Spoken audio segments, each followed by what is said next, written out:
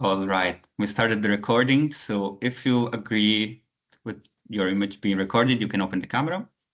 If you prefer not to, you can also keep the camera off, but it's always nice to see each other. And okay, I see more people are coming. Let's meet them all. All right, I would start already because we have a tight and nice agenda. So in case of someone is joining the lobby, I will ask my colleague Inigo to add them. And I'm going to present, not to present actually, but to share my screen.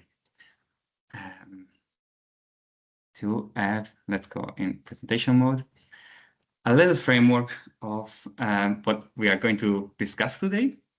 The name of the event is Creating a New Contemporary, and it plays with the idea of cultural heritage. And we focus on NEB-led research and tools for management in cultural heritage. With NEB, when I say NEB, I always refer to New European Bauhaus. This event is hosted by the INHERIT project, but it's also part of a broader framework that is indeed the New European Bauhaus, which is having a festival in Brussels and a lot of satellite events around Europe. So this is the bigger framework. And in case someone is not that aware of what it's about, I'll just spend one word on it. And mainly it's a policy and funding initiative that is promoted by the European Commission that wants to trigger a creative and transdisciplinary or interdisciplinary movement for a Europe that is more green and it's greener and cleaner. So it's a way to operationalize the green and clean transition. It's not only, but mainly, and particularly relevant for today, it's about the built environment. And it calls for a change towards a more inclusive, more sustainable, and high-quality built environment, which include also the heritage buildings and the historic buildings. And this is our main topic of today. And it wants to push for this change through the dialogue of disciplines and empowerment of citizens.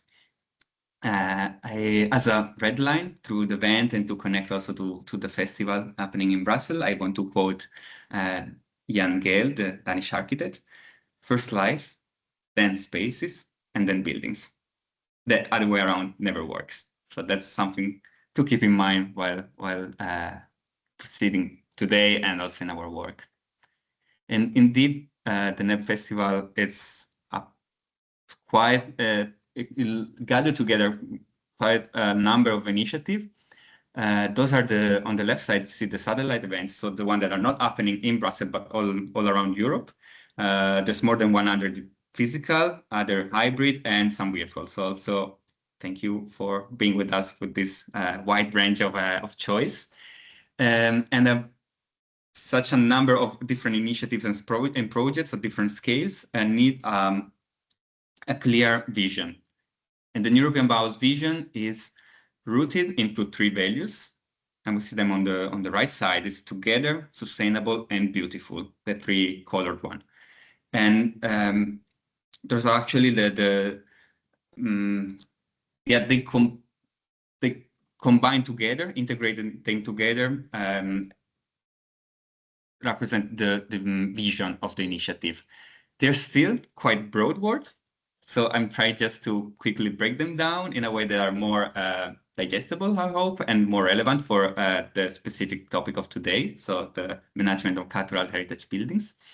And for example, thinking about sustainability, what European Bauhaus is willing to do is to enhance circularity, sustainability, but also in an economic way, so also affordability, and want to do so through innovation and digital innovation.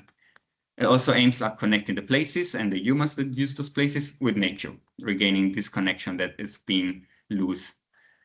And focusing on beautiful and the pillar of beauty, the movement leverage arts, culture, and heritage as driver of change, of this change. And I think this is quite important recognition for the sector, and aims to improve well-being and sense of belonging of the people living the buildings living around the buildings. And finally, like speaking of togetherness, of inclusion with people, it prioritizes people indeed through participation and creates a sense of ownership and care for these spaces. So we can also talk about co-governance or co-ownership. The three values will guide us today across the presentations. As we've seen, they have to be understood also in an integrated way. They always go hand by hand. But we'll use them as an entry point of different presentations, different table briefings. And each of them will be indeed opened by a different speaker. And as you can imagine, we have three speakers for the three values. We have Giorgio Artopoulos with us from the Cyprus Institute as associate professor, and also as the chairman of the Joint Research Center for the EU Infrastructure, and as well part of the European Bauhaus Stewardship Hub, among others. Then we have Matea Sofic with us from Institute Inscriba, the co-founder of Institute Inscriba with 20 years and more experience in bottom-up approaches for regional development. And particularly when we speak about region, we focus on the Danube region. And she's co-leading the European Bauhaus work on the Danube European Bauhaus Lab, also through the NONA project that will be featured later. And then we have Olga Bolibok with us from the Center for Social Innovation in Vienna, Austria. And she's senior researcher and project manager with focus on cultural heritage, heritage-led transformation, and research and innovation policy. And next to me, helping with the moderator, we have Pamela Batar, also from the Center of Social Innovation, and also senior researcher, but with a focus on participatory approaches, public engagement, and science communication. And we also have with us Miriam Barton. She's a graphic novelist and illustrator, and will help the webinar today through a visual summary, a visual recording of the insights that emerge. And she has experience in that in graphic recording, but also in strategic visualization, that is a co-creation approach, explainer animation, so breaking down complex and scientific concepts into something that is more visualized, more visual, and also more digestible, and in storytelling. That's all the people behind the scene, and we can dive into the agenda. And I will very soon leave the floor to my colleague Pamela for the presentation of the Multi-Stakeholder Forum and how the NEB-aligned tools and instruments can be leveraged in this context and in the context of cultural heritage management. And then we go through our 3 rounds of table briefings. So we have 1, 2, 3, and each of them is followed by a reflection cycle. So for example, when we have table briefing number 1, we'll focus on heritage BIM and city information modeling for management of historic cities. And then what we ask you participants is an intervention. It's not a spoken intervention, also for time constraints, but we will have a guiding question for you, and we really wish to have your reflection and your thoughts written in the chat. And that will happen after every table briefing. Imagine to be on a virtual table all around. The second table briefing will present green investments for the revitalization of cultural space, the old ironwork in Ravne na Koreška in Slovenia, that also function as a catalyst for the new development cycle of the city. And as a third and last table briefings, we have the social life cycle assessment in the context of cultural heritage buildings. All of them are followed by this reflection cycle that I mentioned before. And then we go towards the conclusion with a synthesis of the key messages and another participant reflection activity. Then we'll see the outcomes from the graphic reporting or recording and the strategic visualization, and the final remarks at the end. As a pretty tight agenda, so let's not waste more time, and I'll pass the floor to my colleague Pamela. Yeah, thank you so much, Joelle. So it's also my pleasure to welcome you to this session, the Multi-Stakeholder Forum Spotlight, we called it, focusing on the aspects beautiful, sustainable, and together, which is equivalent with inclusion. We will frame the NEB-aligned instruments and tools for cultural heritage building management. So we said cultural heritage management in general and building management in particular. And I just want to say two more thoughts in the beginning before we start with the presentation. First of all, I like the new European Bauhaus framework, using it many times as a source of inspiration and thinking tool for many different activities in this project, but also in other projects. And the other aspect is that I really appreciate, or we appreciate from the ZSI team, this good collaboration with our colleagues from ICLEI. We are both partners in the INHERIT project, and the Center for Social Innovation in Vienna is actually responsible for all co-creation processes. So that's our main focus, and my presentation also starts from this point of view. Next slide, please. And when thinking of how to bring together all these interesting aspects our speakers are going to present later on, I was thinking of the legacy of the project, of the INHERIT project, and how direct results on the one hand, so the services, the tools and the products, but also the indirect learnings can impact the future praxis of cultural heritage management and heritage building management. In this context, I would like to present to you also the benefits of the Multi-Stakeholder Forum in a nutshell. So first of all, one goal is to build a community of interest of individuals and organizations in the ecosystem of cultural heritage buildings in Europe.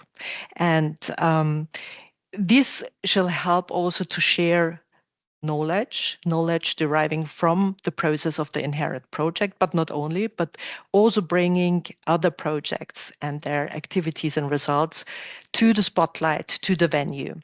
And we also like to do that on a trans-regional and European scale, but not only, we also have some of the events being implemented on a regional scale.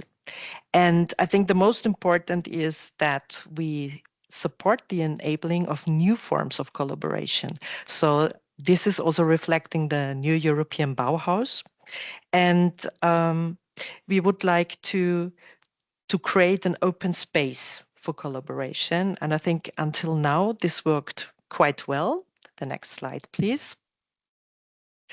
And on the next slide, you can see the overview on what is in it for you with the Multi-Stakeholder Forum. So as I said before, we are focusing on the transdisciplinary exchange and on mutual learning in the ecosystem of cultural heritage and cultural heritage buildings.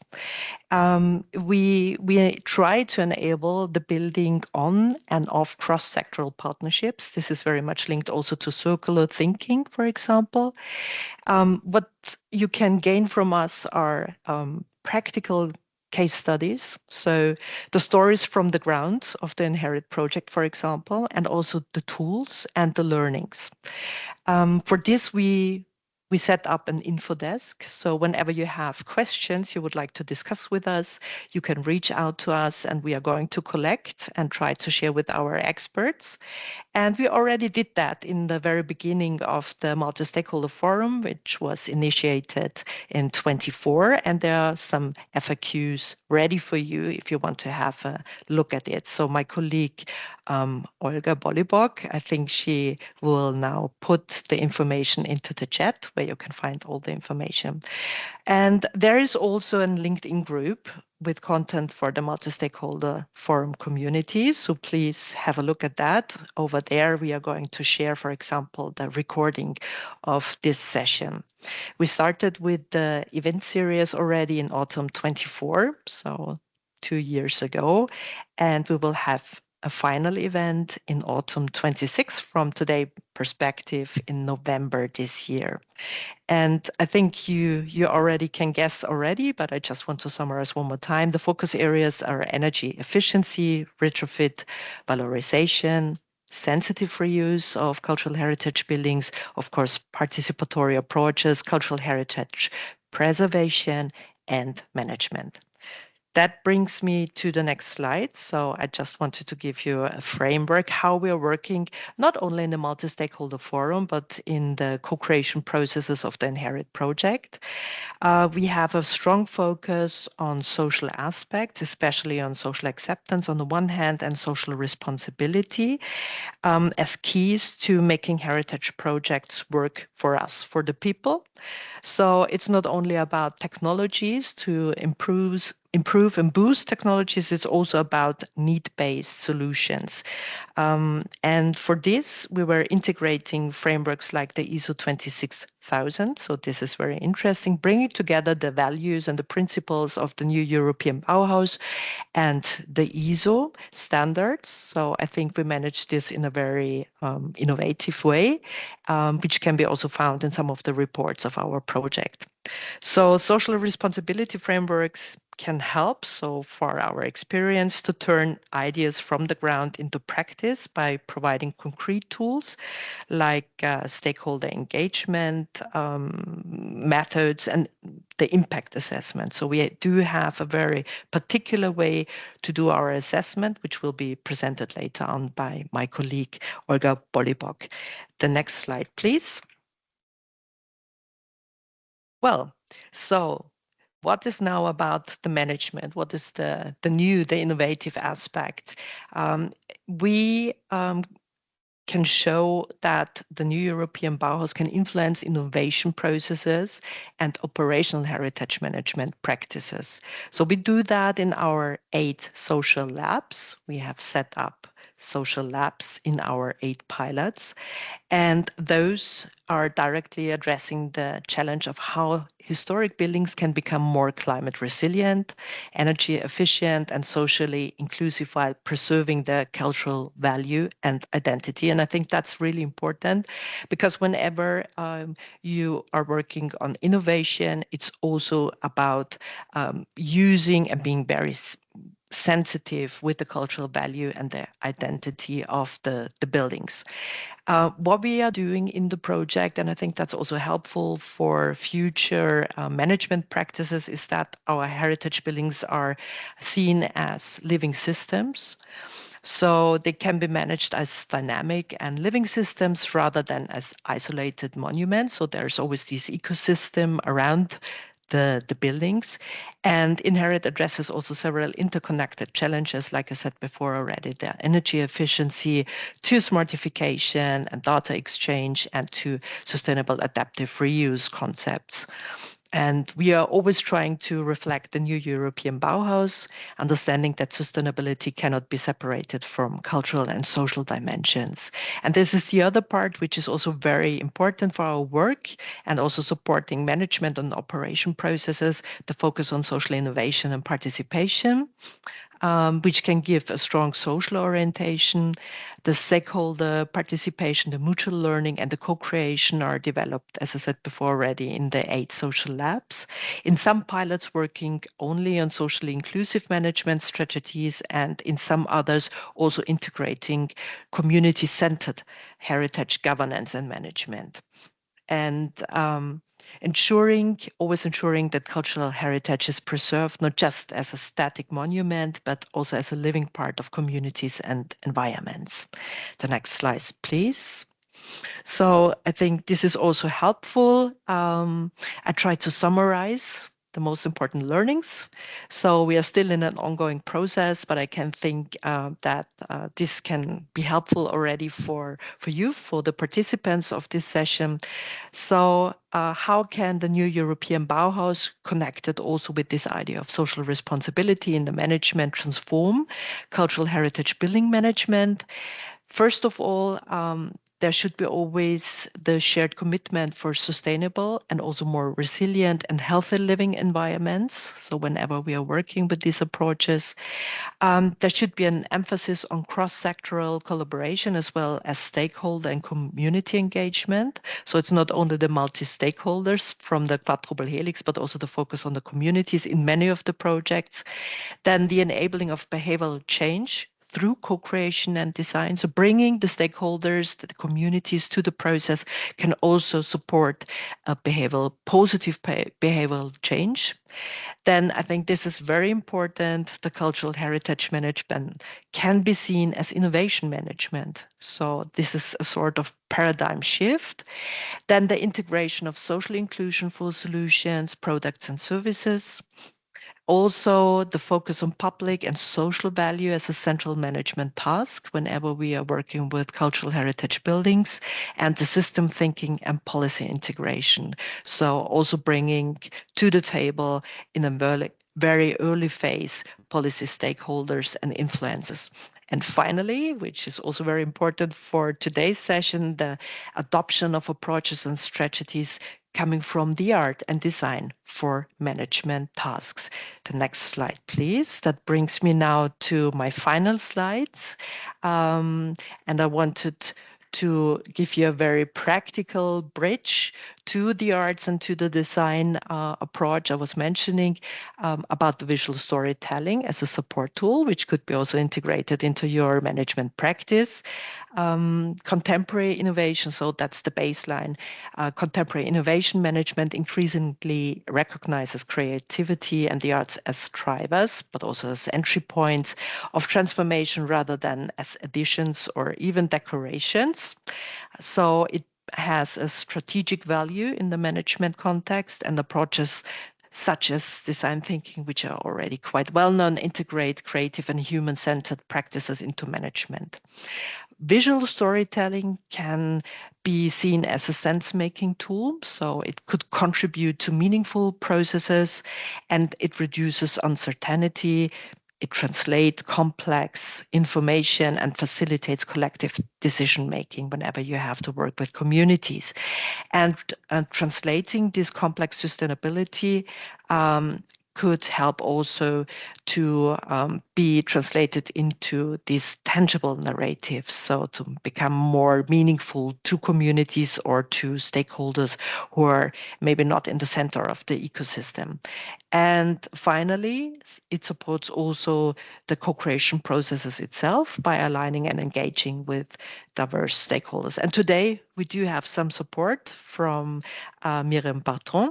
She's an Berlin-based illustrator, and she's transforming today's inputs and discussion aspects into a visual story, reflecting in images. And I'm very happy to have you on board. Miriam, maybe you want to say hello to our audience and maybe say one or two sentences and then start with your work. We are very keen to see. And at this point, I'm closing my presentation and I will hand over to my colleague, Olga Bolibok, or Miriam, if you want to step in and say something about your work. Miriam, I think you're muted.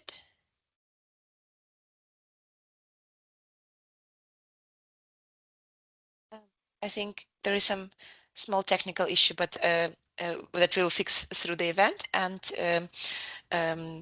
of course, your main input in this part is the visual part. So we are really looking forward to see your results, and we're happy to have you on board. And yeah, we hope it will start working closer to the end of the event to hear your reflection.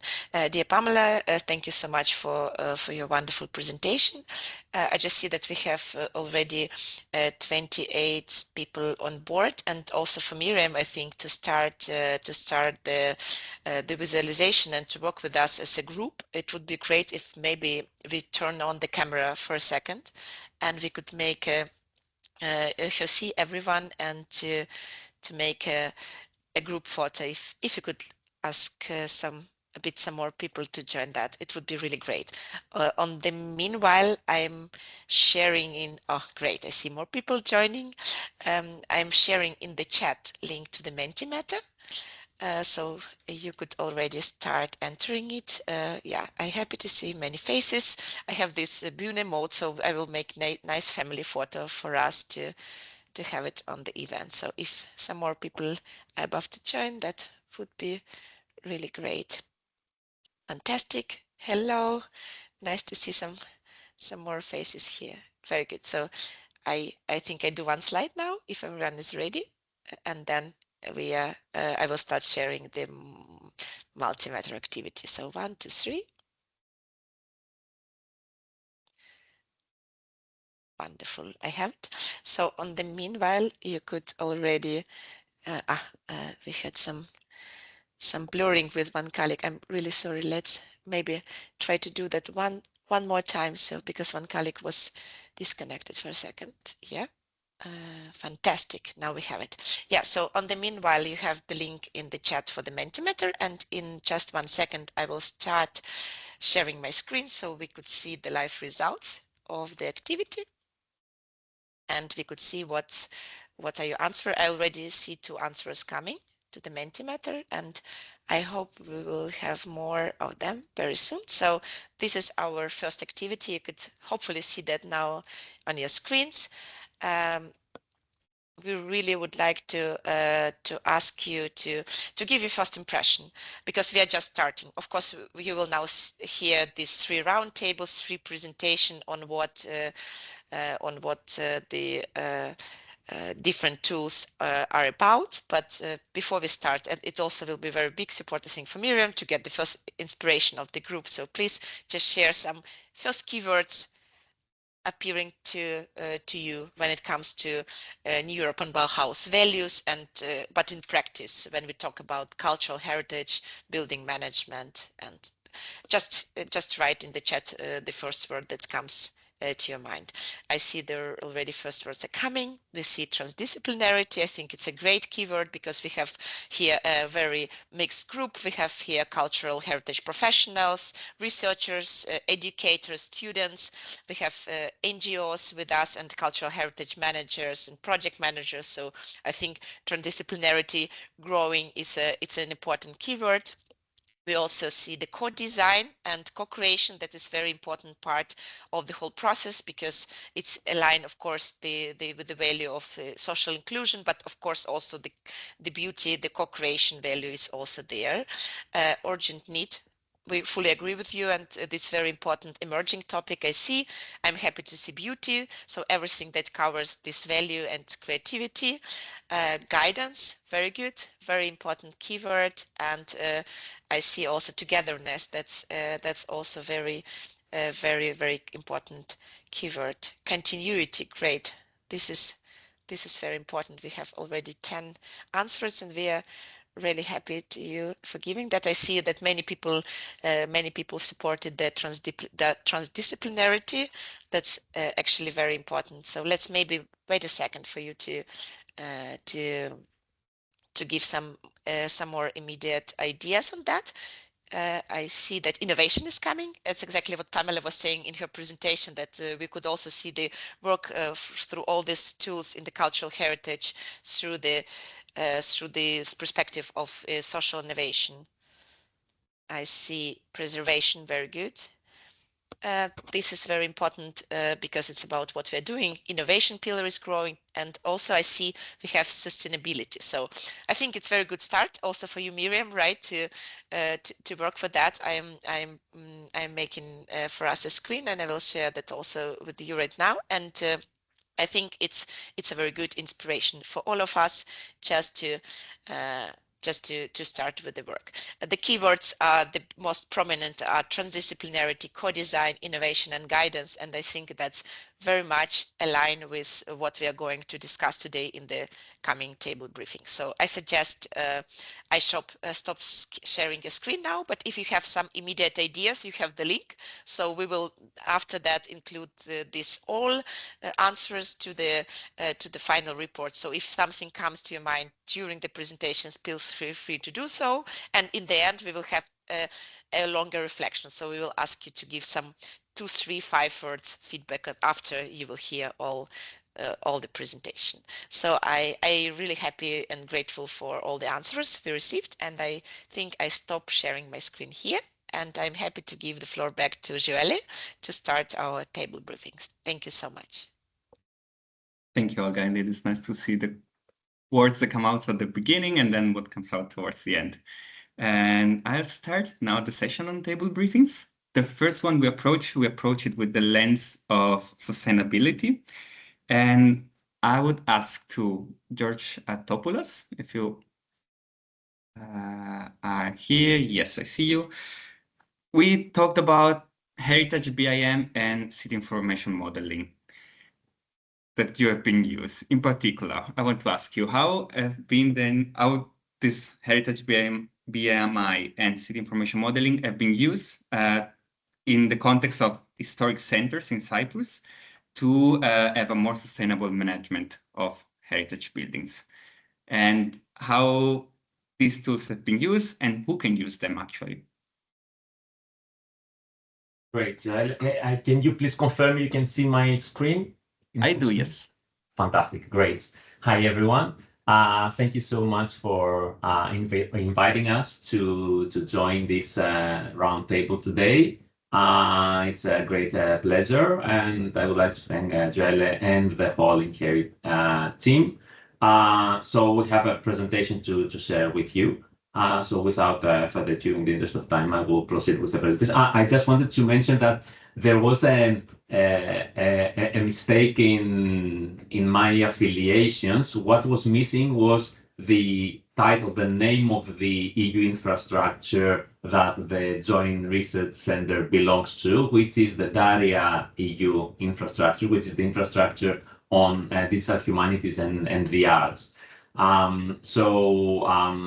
Today we will be presenting to you work that was developed by the Virtual Environments Lab at the Cyprus Institute, where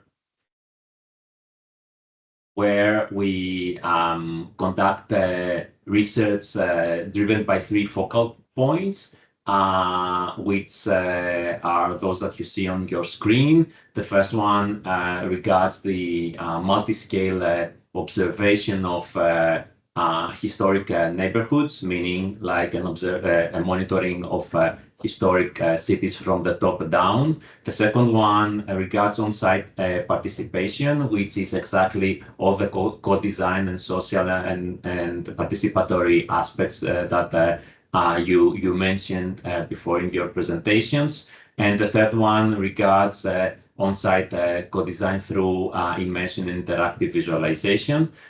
Today, and through the integration of these 3 different lenses, these 3 foci, we conduct research that brings together, integrates the built heritage with intangible aspects, the living knowledge of the social groups that interact and use the built heritage in our cities. We actually conduct these 3 thrusts of activities through an integrated workflow, the one that you see on your screen, that brings together the study of architectural parts and features of heritage buildings and monuments, the comprehensive and holistic study of whole buildings, their operation and energy performance, as well as the monitoring and analysis of historic urban clusters. Today, based on the way that the roundtable is structured, for our contribution that is placed under the sustainability aspects of the NEB principles, we'll be focusing specifically on how we conduct research on multi-scale observation of historic urban clusters. This is key, is very important, because in the literature about digital preservation of cultural heritage, the context, that is its parameters and diachronic transformation, has been identified as a critical aspect of understanding the sociocultural value of heritage. In other words, understanding a cultural object's context in as much detail as possible is necessary for the sustainable preservation of that object, regardless of its form and scale, be it for a building part, a whole building, a historical site, or a city, as this is illustrated by the percentage of policy papers that have been published recently on historic urban landscapes, that is substantially larger than those policy papers and briefs that have been published on specific objects, heritage assets. This is important for us because in digitization processes, we argue that in many cases, we approach and deal with urban sites and buildings in a decontextualized form. In particular, in the digital representation of a site or a building under study, the complex, rich characteristics of the existing built environment are typically lost or removed during the creation of a digital surrogate of that object, of a digital twin of that object. Information about scale relationships, environmental conditions in the area, links with other locales of historical importance, orientation, visual connectivity, and so on, is intimately tied to the provenance of and our perception of those physical objects, heritage buildings, and historical sites. So for us, context is very important. And specifically in the context of the Eastern Mediterranean area and our second and third tier cities like the ones that we have in historic cities that we have in Cyprus, we have identified some very specific challenges. The first one is that urban sprawl adds pressure to heritage and old neighborhoods, which actually goes against the 15-minute city principles as they have been promoted by the Driving Urban Transition programming. Also, the loss of heritage buildings by human neglect, climate anomalies, and international real estate pressures is another challenge which impact the city sustainability and communities' resilience, as these are identified by the New European Bauhaus. And lastly, there is an identified need for innovation in terms of the energy improvement of the existing building stocks if we were to achieve the EU Green Deal goals.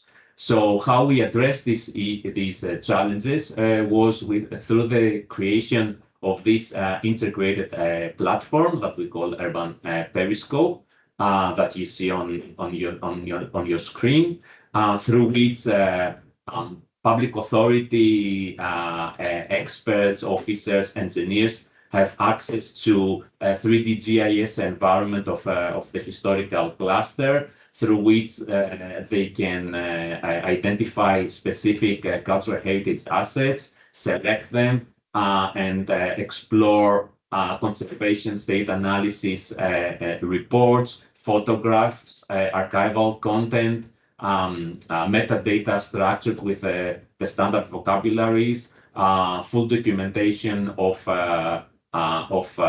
drawings that you see on your screen, as well as more complex data analysis results such as life cycle assessment and non-destructive testing results that you see here, as well as they can access the heritage asset through real-time 3D rendering visualization that you see here, where actually the user of the platform can change the lighting, and therefore they can identify better the impact of changes in the conservation, the materiality, the textures of the building, but also they have access to the building information model of that heritage asset that they can use to better study the asset and compare all this wealth of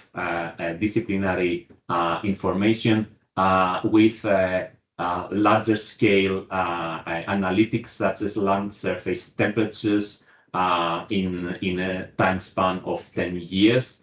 And because the sustainability of such kind of initiatives, including the engagement of stakeholders, is central to everything that we do, we paid a special focus on engagement and onboarding of our target audiences. And for this purpose, we have also like a full documentation of how one can generate compatible data sets that could be uploaded on the platform. So if and I will, I just wanted to also mention in here that actually through this effort, the town planning and housing department of the Republic of Cyprus was convinced of the value of such kind of digitalization of our historic neighborhoods and adopted our methodology for the creation of a heritage building information model database of representative examples of architectural construction of vernacular Cypriot architectures, which is like an impact that is actually contributing directly to SDG 11. So I will close the presentation. I'll finish the presentation with a few lessons learned through this experience, through this research. The first one is that interactive visualization and time machine function, as we call it, enable deeper understanding of complex phenomena and interactions between the many variables that are at play in urban landscapes of historic neighborhoods. The second one is that the change detection of heritage buildings is better monitored in urban scale, and thus heritage assets should not be studied as autonomous assets, as autonomous objects in the digital environment. The third one is that multiple modes of visualization can help for the better interpretation of complex urban conditions, as well as the impact of these urban conditions on heritage assets. And you see here examples of the kind of visualizations that this platform integrates, that brings together, including photorealistic visualizations, BIM, access to BIM models, as well as real-time observation, real-time visualization of the observed results of non-destructive testing on the structure of the building condition as it is. And another important lesson learned for us was that bringing together these different disciplinary analytics and different modes of visualization, spanning from city information modeling to heritage building information, can help us better interpret the impact of environmental conditions like temperature minima and maxima on the observed conditions of the heritage asset, and finally that the development of such kind of tools, platforms, and databases should start from people, should start from how to ensure onboarding of the target user audiences in order to ensure the future maintenance and sustainability of these tools. Fair principles and data interoperability are key, but also the co-design of the interface and the features and the functions of that platform are key, and are at the core of what really makes a difference in actually helping the authorities to really embrace and adopt such kind of initiatives and such kind of tools. And with that, I would like to thank you for your attention.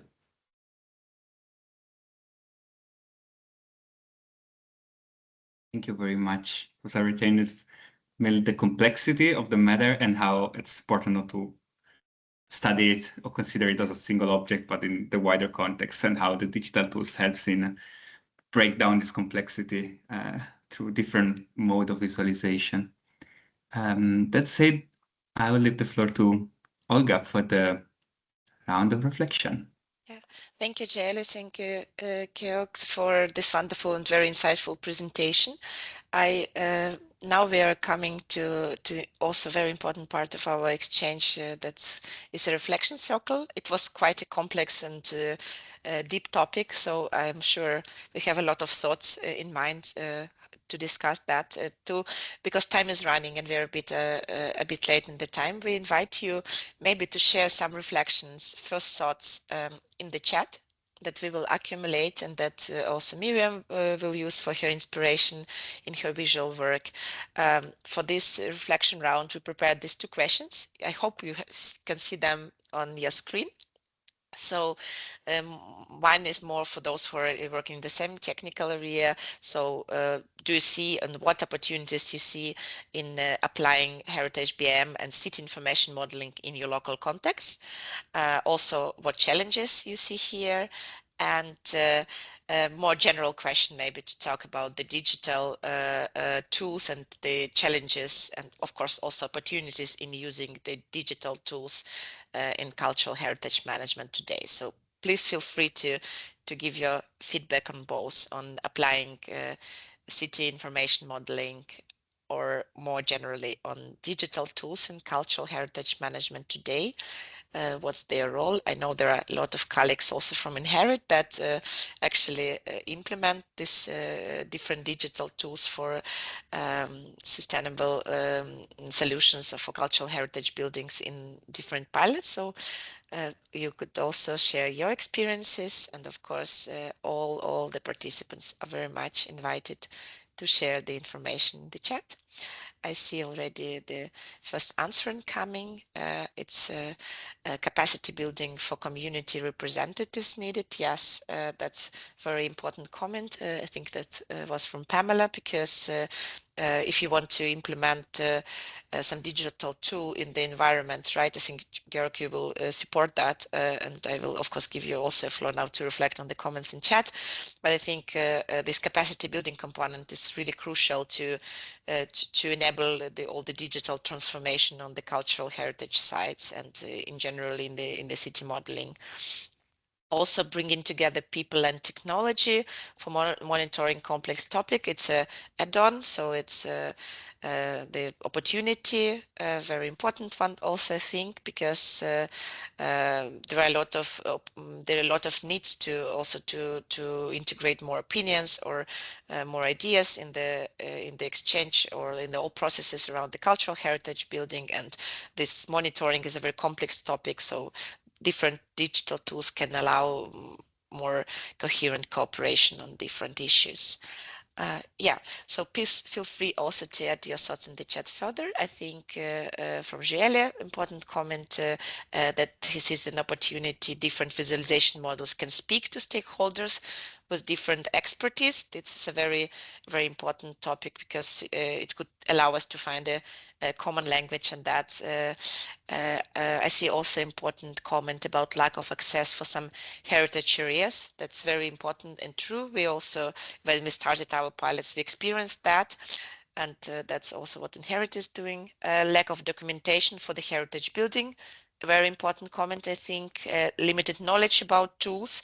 That's also complement with what Pamela was referring to, this capacity building needs. And yeah, I think I read one more comment, and then Georg, there is one question to you, so maybe just briefly to answer that. The question is, could your tools help maintainers? Which tools and in what aspect? So you could prepare to answer this question while I will read the last comment that from Dennis. I see a big future for BM in this context. There will be some challenges with implementing the whole environment. Very true, with the city and nature, but I do think when we look at the whole, it's a big aid. Yeah, we fully support that. So maybe if there is 2 more minutes left, right, for the comments, I just give a floor to Georg to answer this question about could your tools help maintainers? I think it's Xavier from one of our pilots in France, and which tool and in what aspect? And then I will summarize with reading the last comments.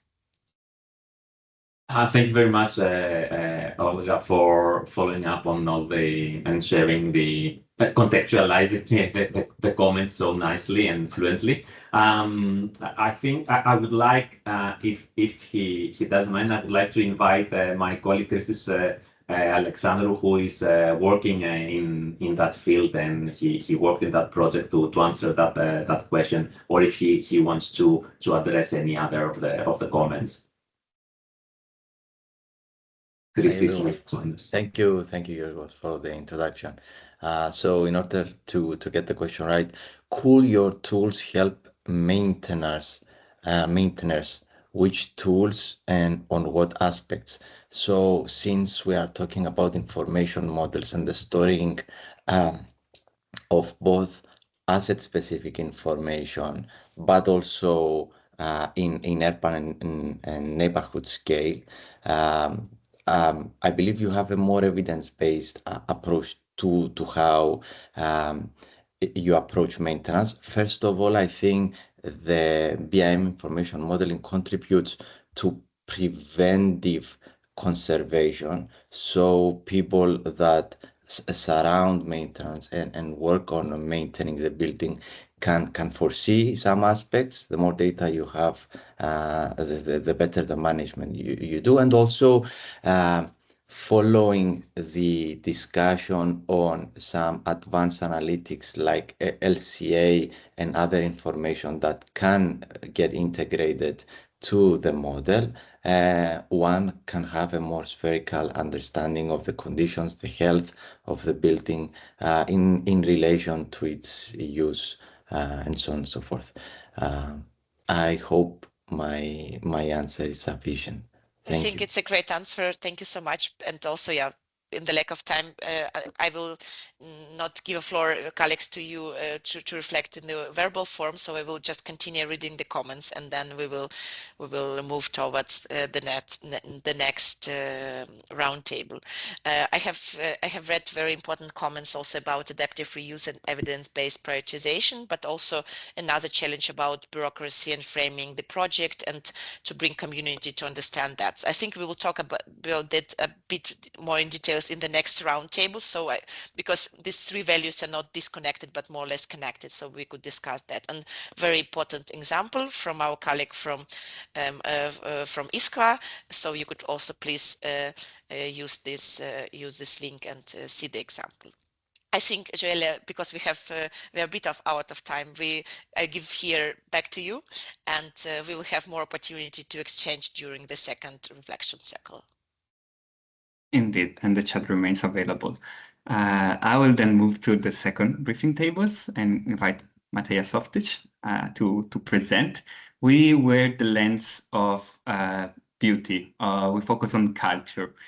And I want to ask you about let's call it the green investment models that you use for the revitalization of a cultural space in an heritage space in Raune, the old ironwork. And the question is how has been developed this investment model and how it helped in revitalize the local context. Yeah, hi, good morning. Hi, everyone. Nice to see you, and thank you for this invitation. And also to Joelle for the last 2.5 years. I think we had a nice exchange, continuous exchange. And I'm happy to present this case, and Joelle was there 2 years ago. So I think you will also see the progress that was made. Let me just share my presentation for the start.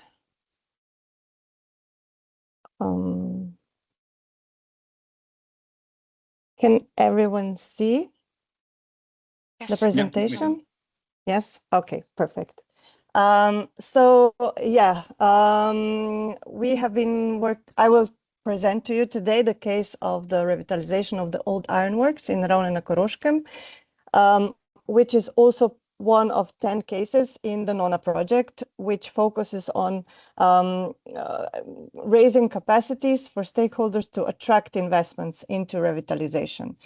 So we focused with this NONA project on how to ensure so that once the first public money runs out for revitalization, that we manage to put together a long-term operational plan that would keep these revitalized buildings alive, and also in this way show the value or also reevaluate these places and make a case for investing into their revitalization, also in terms of, you know, preventing new land take and so on and so on. So we maybe went in through a broader scale, but basically, if we talk about NEB and European Bauhaus and the aspect of aesthetics and beauty, it is mostly focused on showing the beauty, the value of the process of the cooperation, of using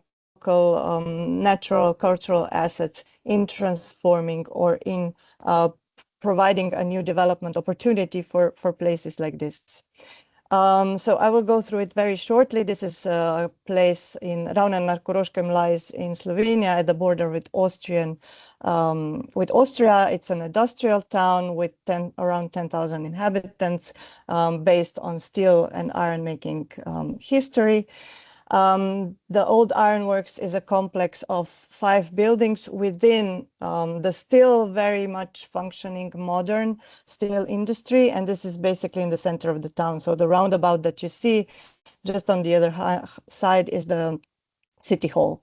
So the challenge was how to use, how to show the value, the beauty of this place by reevaluating this and what this place can mean in today's life of the city, and how it can be used as a catalyst to start a bit of a new cooperation or development cycle in support of the city's industrial transition, not only just to preserve the heritage.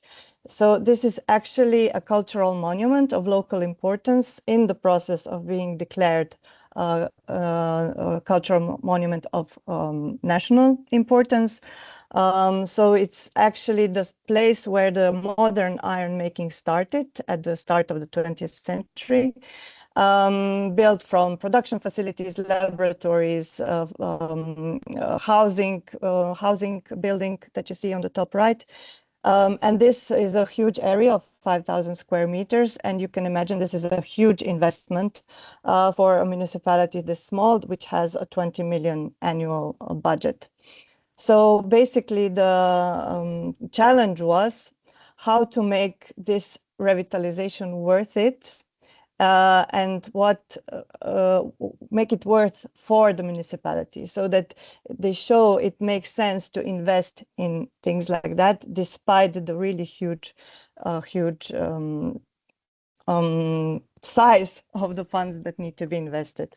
So in 2022, there was a new vision co-created with over 40 local and national stakeholders to build this into a place of creativity, of knowledge, so making it a center of excellence for the vocations needed also for the modern steel factory or steel industry, and integrate it into tourism and development and offer it as a community and cultural space. So I will jump actually to the impact. Over the last 4 years, the process, so a process of communication, of cooperation based on the joint recognition of the value of the not just of the building, but of the values that represented this building was made. And over the last 4 years, over 3 million euros funding was secured, 1.5 million actually during the NONA project.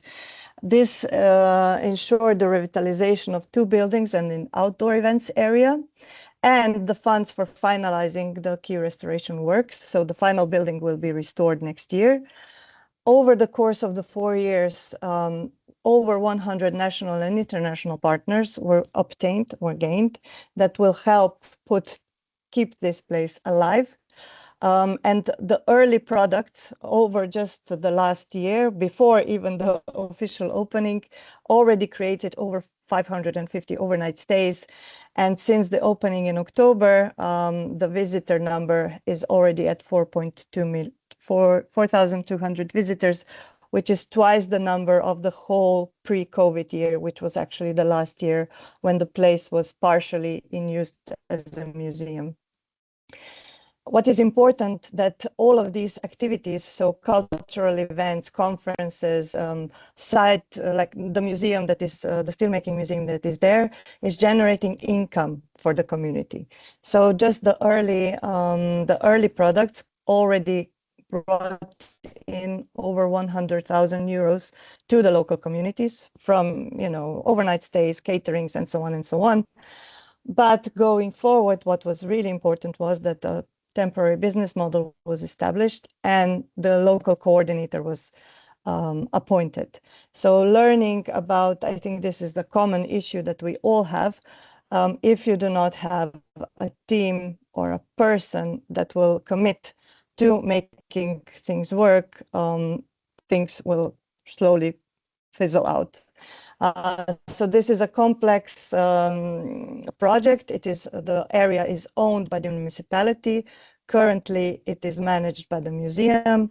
But at this point, the tourism office of Ravne na Koroškem stepped in as the coordinator of all of these different users of the place, and are now leading the development of a permanent business model that would enable the expansion of this place from a small museum in one of the buildings to a multifunctional space, which is becoming really a space of community.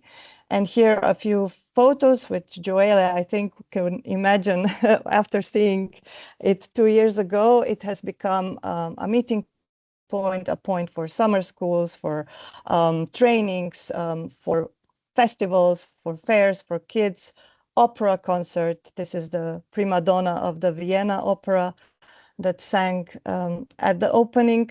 So also expanding the horizons of the city in one way.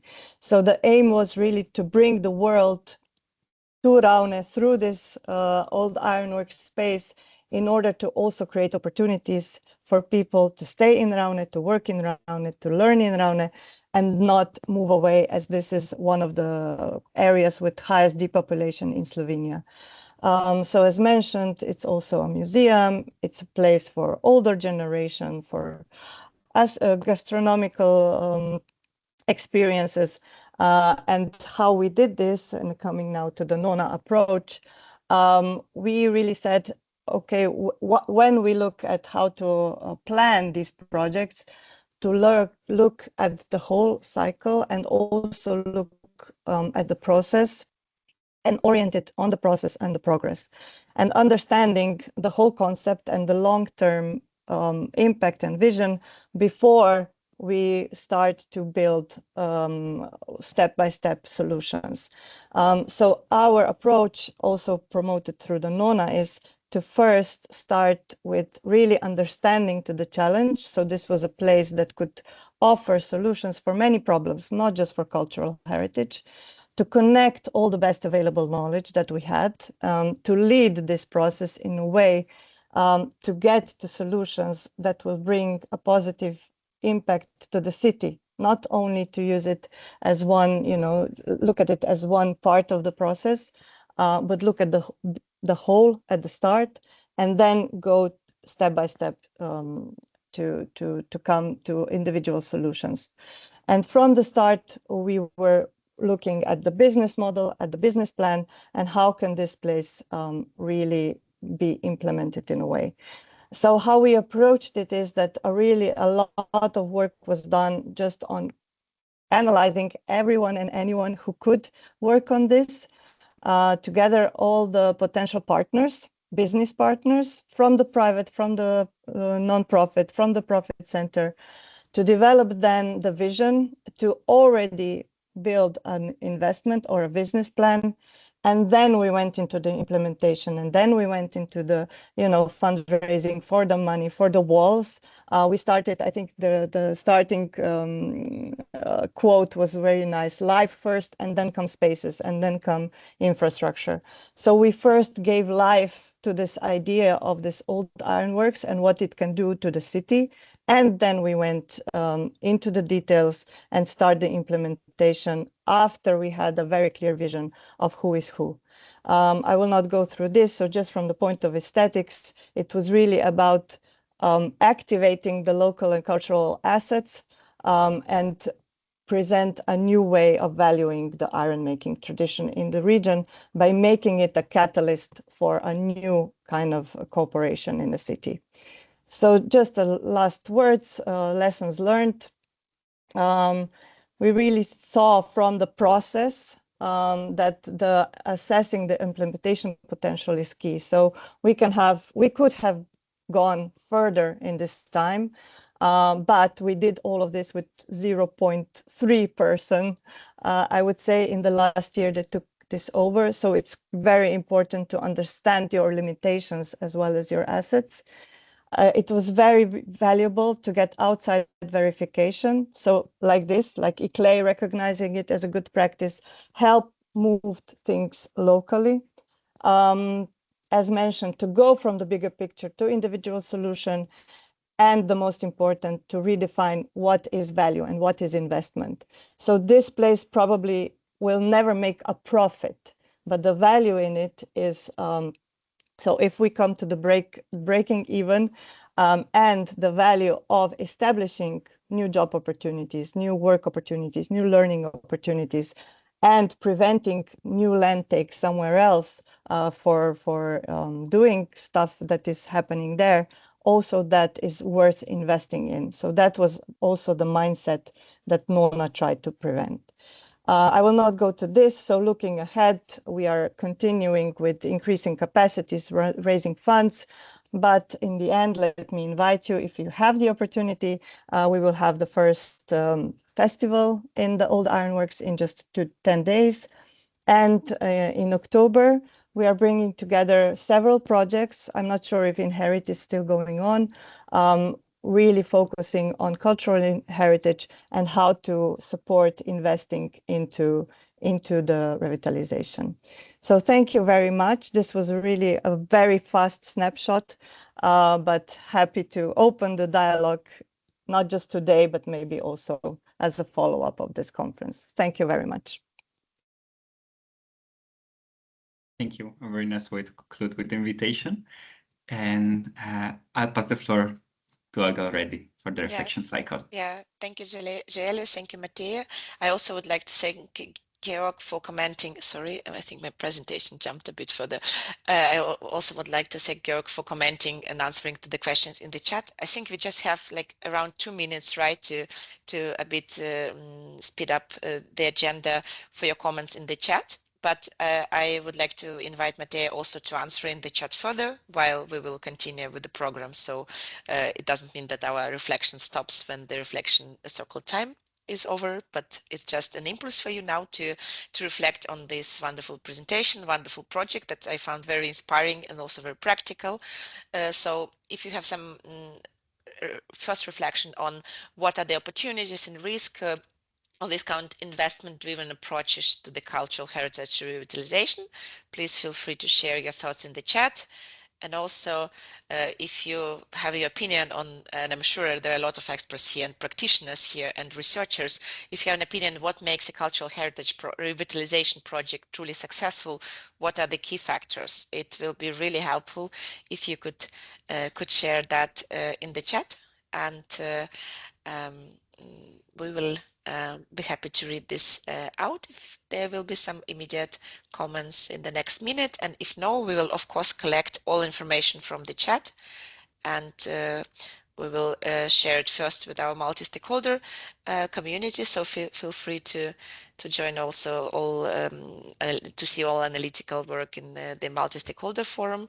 I will post once again the link in the chat closer to the end of our event, but also to all the members, of course, later on.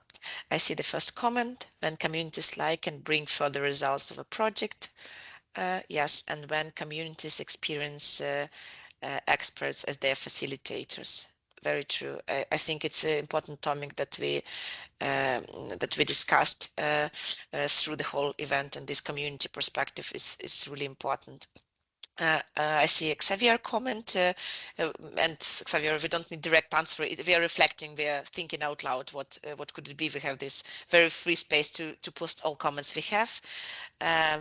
He compared the experience with his site and also the issues they have in the French pilot, I think, when it comes to the community and some limitations and also some drivers, right? And he tried to see that action you did could it have been replicated on my side. So it's a comment to you, Mattia. I think that is very practical. So I think you could also then bilaterally exchange on that further. I think it would be really, really interesting.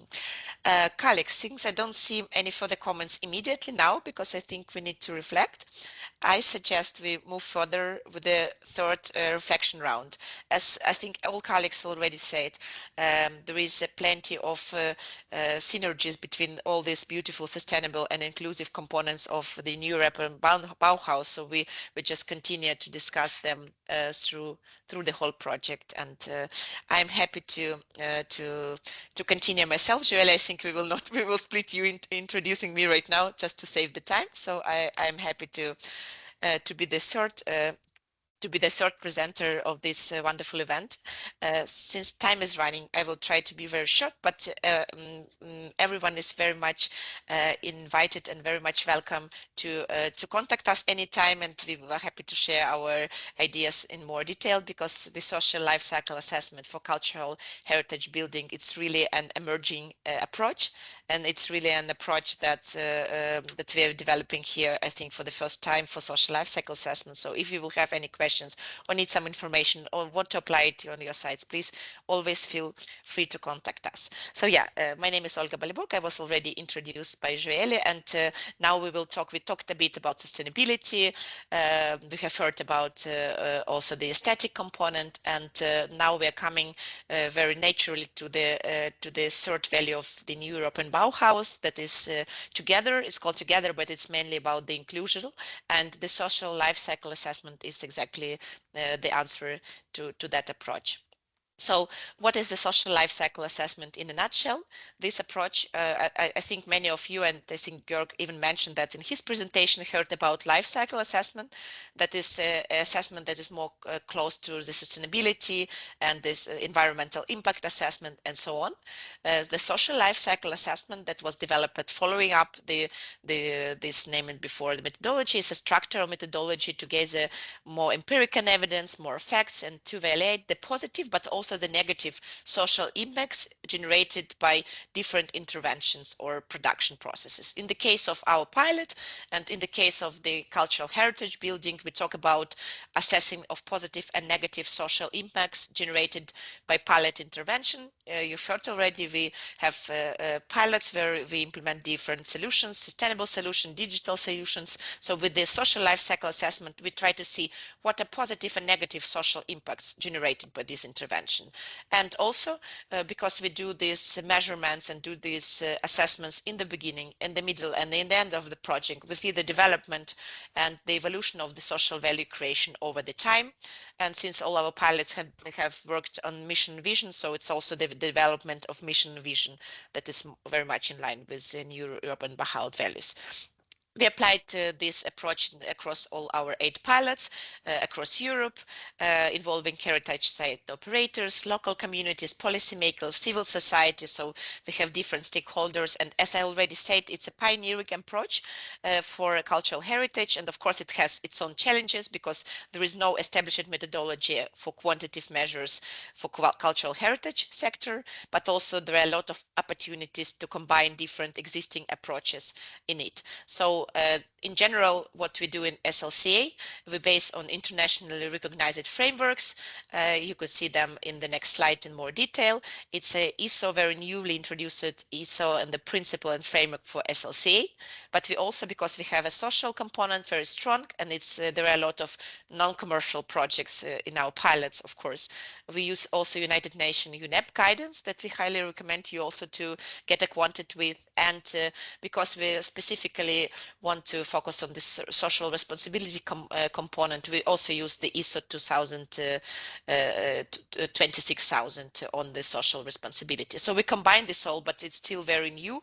So we had no established set of indicators, and we established them by ourselves in INHERIT, following this Scala that I have showed you already. These are just the links to the assessment frameworks we use, so feel feel free also to access them to know more about this. And just for you to understand what a variety of pilot we have in INHERIT, these are really amazing cultural heritage sites, and also the whole regions and the whole city center, like for the pilot in Sweden. And we try to do this work in all this pilot mentioned in. So very briefly how SLCA works. I will not go in all these details because you will receive presentation later on. First is a goal and scope definition. When you start SLCA, you try to see are there already in the databases for SLCA existing indicators for your approach, but of course for cultural heritage is not existing. So for us it was the development of indicators, answering the question which stakeholders matter the most, what social impacts are in scope, what we want to measure, what data sources we have. Then it comes social life cycle inventory, collecting empirical data through the structured interviews, in our case value chain actors, stakeholder surveys, and participatory activities in social labs. So this all together is a part of the inventory, and based on this data we do the social impact assessment. So we evaluate, as you have seen in the previous slide, on the scala of -2, like a footprint, a challenge, to +2, a handprint, positive and negative change that comes through the project. And last but not least is of course the reporting part, and when it will be finished we will share all the reports with our multi-stakeholder community, so please feel free to join it and to hear more about our results. Now we are in the middle between stage 2 and 3, so we are have a lot of qualitative and quantitative data for our great pilots. Thank you again for gathering all this information, and we are already doing first assessment of the quantitative data. These are stakeholders we work with. We have identified these are the most important for our pilots. It was all done in co-creation process. So we have local communities in most of the pilots, society in more general way, and public stakeholders and value chain actors. That was the focus of the round 2 of interviews that we just provided. And we have 3 group of indicators you see on the right side. We assessed the organizational governance in all pilots. And for those pilots where it was relevant, we also did a community involvement assessment and the environment responsibility assessment. So you may see it's not only about the community aspect, sustainability, and the creative part of NEB is also there. We did the interviews, and the whole surveys are in planned, and here is the first qualitative results for you just to have a glimpse. We have seen the strong alignment of INHERIT services to improve transparency and clarity of governance decisions. So that's what we talked, I think, before, what Matej was referring this, giving a more clear information to your management, to the cultural heritage management. This is what data we received, and they could see that these interventions are really impactful.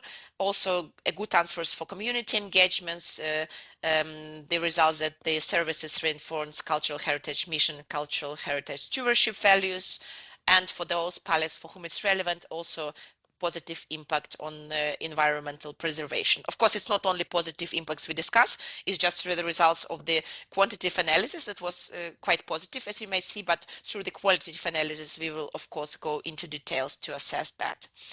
Yeah. So this is my last slide. I think I try to be as brief as possible, and it's just for you to think a bit, because I know we have different groups here today with us. So I tried to brainstorm a bit with my colleague Pamela how this approach could be useful for you, for policymakers and local authorities. It could be very helpful when designing cultural heritage revitalization programs, when you want to align them with NEB values, with youth sustainability goals, but when also you want to make it more aligned with local communities and users. It's very concrete evidence-based visual data that you receive. For researcher and project team, it's a great tool. We could say that ourselves, because we are both researcher and project managers. It's a great tool for monitoring and evaluation of any changes you apply on your cultural heritage site or anything you do with the cultural heritage. It's also good for Horizon Europe and EU funded project, of course, because it's a pioneering methodology that's very well accepted in all EU environments right now. And of course, the main thing for civil society, for community organization, for local communities, it's a great tool to have data to advocate for inclusive participatory governance, and of course, as we do INHERIT, to co-create heritage building management together. So this is a very, like, some of ideas how it could be useful for you. and I hope we could discuss that a bit more detailed or see your ideas in the reflection circle now. I just wanted to say that this in-app information of United Nations is openly accessed, so please feel to inform yourself also through all this description, and I hope we will also have several publications in the next year on that, so we will be happy to share that with you as well. Now, since I'm also responsible for the moderation of the reflection circle, I think we do that for this round together with Pamela, right? And we would like also to hear a bit of your first ideas, of your questions. We have a lot of pilots here, so I would be also very happy if you share your thoughts about that. So yeah, let's think a bit about opportunities, but also challenges that might arise by applying SLCA. I also already named some of them about methodological approach, but maybe on the pilot side you see different of them. And also please share all your insights you gain through SLC in this reflection circle round. With this, I officially end my presentation and I move to the reflection circle 3. Perfect. Yes, thank you, Olga, for the introduction to the new approach, I would say. So, as you said already, we are combining different frameworks for this and also giving some space for idiosyncrasies of the cultural heritage context. So, looking at the watch, I can see that for the official time, we still have 7 minutes to finalize the whole event. I would say if we can take another 5 minutes plus, that would help also to see then Miriam's work. Please take 1 minute for the reflection cycle 3. We have 2 reflection questions prepared for you. The first one, in which context could the social life cycle assessment add the most value, and what challenges might arise when applying it? So please think of your project, if you could integrate and apply it in a useful way. And the second question is, who would or who should benefit most from cultural heritage projects, and how can we ensure that they do so?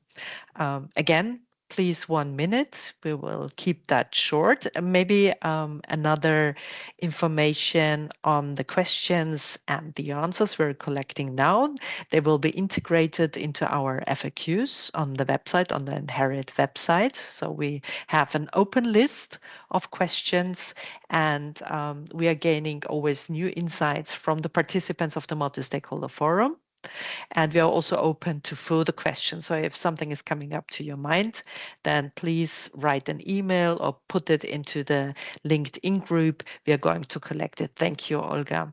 I just copied the yes, links one again, more time. so please feel free to register and to stay in touch with us through this great community. I know there are a lot of MSF community members here right now, but yeah, it's just for you to have it there. Maybe I could share some of the challenges just very quickly before we move further while colleagues are still thinking. So from our perspective as those who organize the whole process, I think, of course, the most challenge is that there is no established methodology and quantitative measures for cultural heritage sector.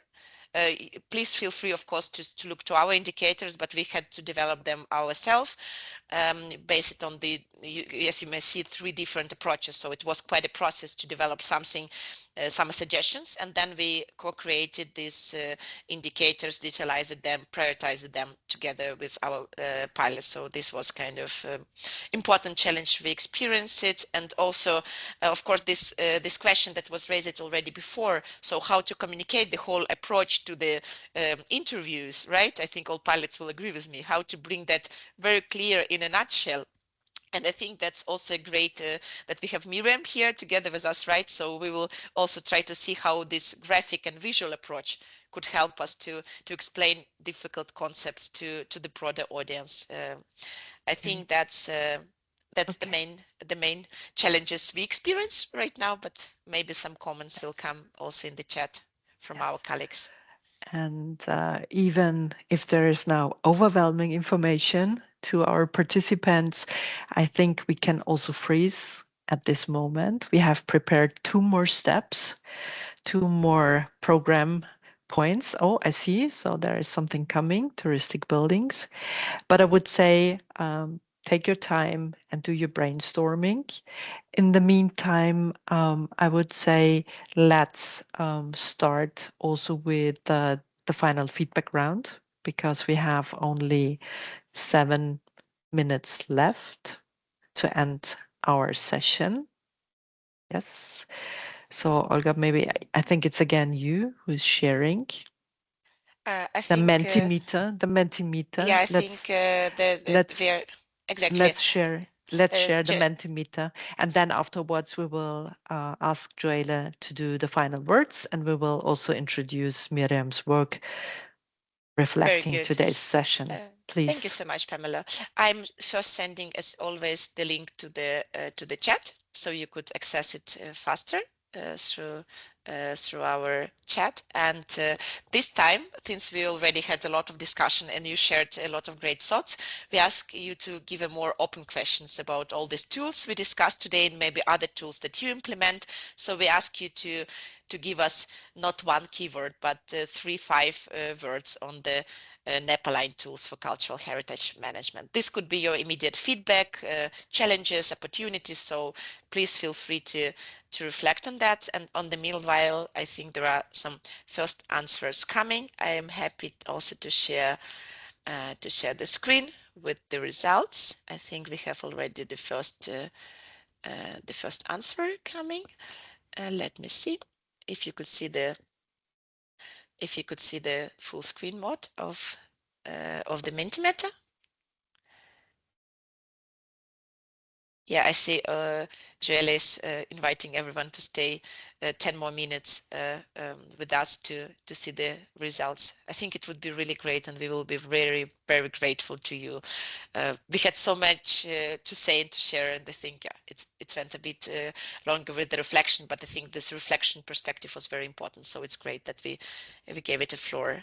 I see already two results coming to the Mentimeter. This is great. Let's maybe wait for one more second, and then we will give a floor to Joelle to present the synthesis. But we don't close the Mentimeter, so it would be also possible to share that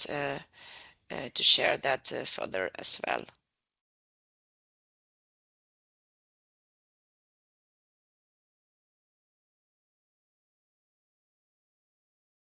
We see practice-led research, we see accessibility, with the governance. Very good.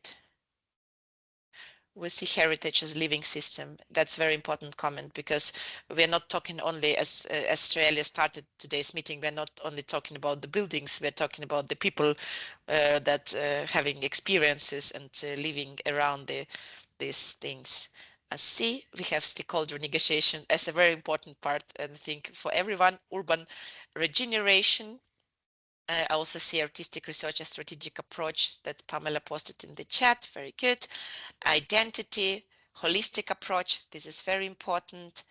I see also that accessibility and heritage as a living system are coming again. I suggest we keep this cloud accessible for you, and you may submit the multiple reports. So if you see and find out some more ideas, please feel free to add them to the chat. So I think at this time I give floor back to Joelle, okay? And I do you want to share your screen, or should I keep the Mentimeter?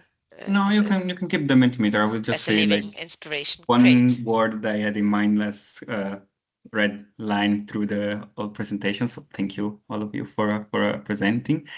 And it's actually one that I posted in the Mentimeter, and it's heritage as living system. I think this an aspect that came out in all the three presentation that brings also complexity from the side of the building, that's to be considered as a modern building, but in the broader context, and also complexity in the management that will require first of all careful planning in advance, and also a team of people.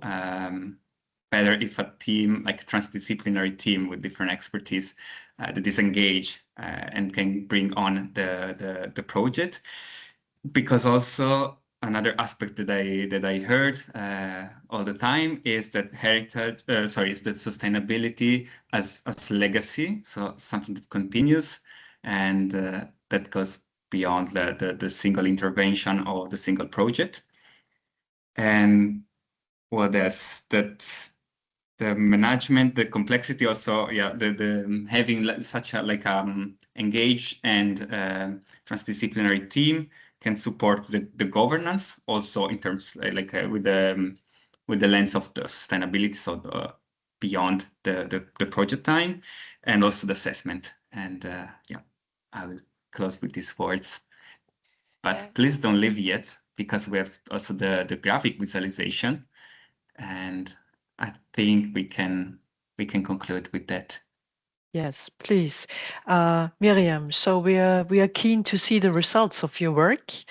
And while you're sharing your screen with us, I just wanted to remind that the Bauhaus movement, which is the national entry point to all our discussions, marked a radical departure from state-of-the-art art to another movement working with architecture and design. And I think the most important about is that this was also the entry point for the design era, and design also became, since then, research. And I'm very happy now to have Miriam with her work here. And as we can see, she was working a lot. And Miriam, if you want to say some words about your reflection, your visual reflections, please take the virtual mic.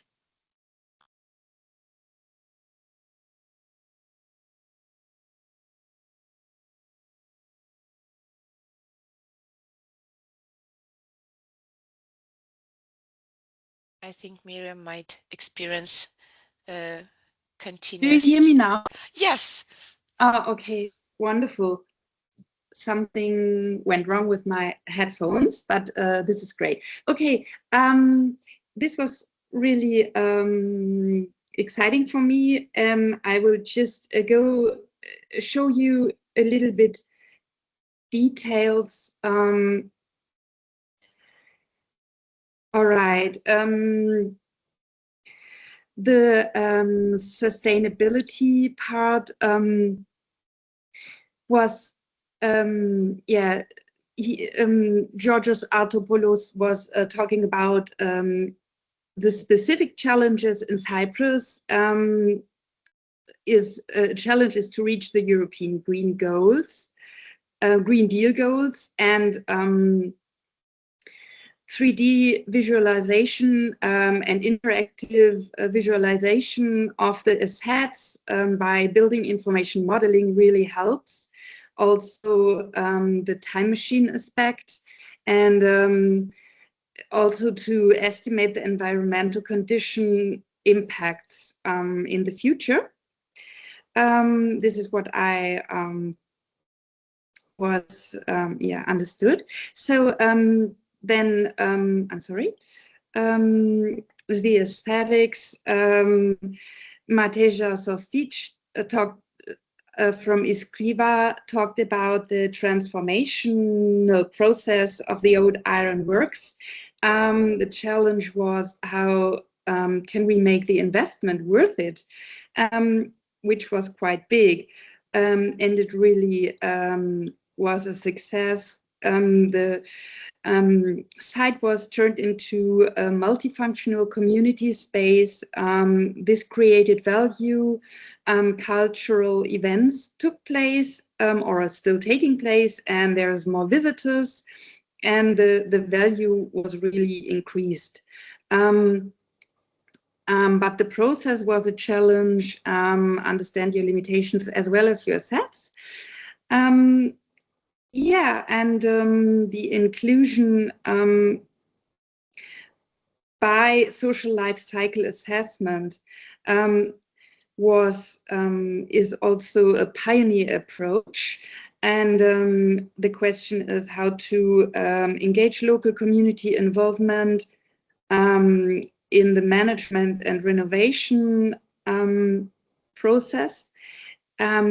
identifying pathways, and here I didn't quite finish, but it's always an exchange of knowledge, and the aim is to make built heritage inclusive. And mutual learning and exchange are always the key, and it's all about co-governance, co-ownership, co-creation. Yeah, this is what I understood. I'm just saying, okay. incredible. Thank you. And Miriam, maybe you can also explain very briefly about the experience while listening to all these inputs and questions. Yeah, I love my work in a way like this, because there was I get so much expert with knowledge.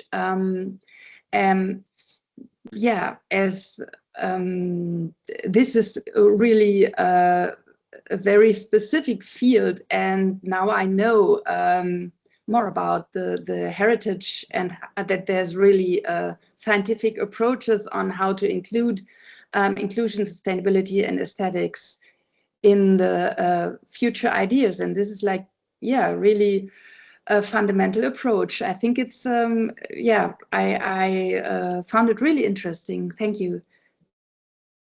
Yeah, thank you, Miriam. So that was just a question in the chat if we can share the image, and Miriam agreed to that. So we are going to share the image through the different multi-stakeholder channels.